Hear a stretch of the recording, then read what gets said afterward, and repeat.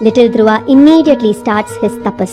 Months pass by, but Bhagwan Vishnu has not appeared, so he intensifies his tapas. He stands on one leg and slowly cuts himself off from the outer world. And seeing this, Bhagwan Vishnu immediately appears in front of little Dhruva and tells him to open his eyes. Bhagwan Vishnu picks up Dhruva and places him on his lap. They have a long talk and Bhagwan Vishnu explains many things to Dhruva. Dhruva, staring adoringly at Bhagwan Vishnu's face, says, "I always want to remember you and I never want to leave you." Bhagwan Vishnu smiles and says, "No, you need to go back to your kingdom. You need to rule over your kingdom and complete your duties. After that, you can come to me." He also tells Dhruva that he would become a star, a guiding star for everybody. He would become the pole star. Dhruva goes on to rule the kingdom with peace. After his rule, he becomes the pole star, Dhruva Nakshatra.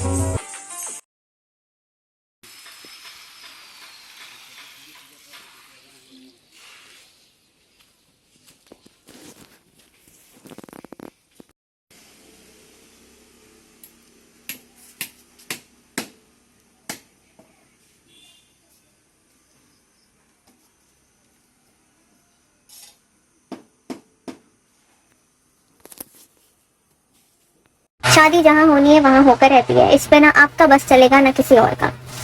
मान लेते हैं आपकी शादी एक ऐसी जगह fix हुई है जहाँ आपका मन नहीं कर रहा है शादी करने का, आपको ऐसा लग रहा है नहीं यहाँ मन नहीं कर रहा, लेकिन इस बात को समझें कि अगर आपके पास कोई ऑप्शन भी नहीं बचता है, आपको ऐसा लगता है यार हाँ बोलने के अलावा या यहाँ शादी करने के अलावा कोई ऑप्शन नहीं है, हो सकता है घर वालों का प्रेशर हो सकता है कोई इमोशनल ब्लैकमेल कर रहा हो, कुछ भी रीजन हो सकता है, इसका मतलब ये है कि शादी वहां होनी लिखी थी तो होकर रह रही है। कितने सारे केसेस में आपका मन नहीं करता है शादी करने का, लेकिन फिर भी चलो मान लेते हैं आप फैमिली प्रेशर में हाँ बोल रहे हैं, सामने से इंसान मना कर देता है या कर देती है कि नहीं करना है, क्योंकि वहां शादी होनी नहीं लिखी रहती है।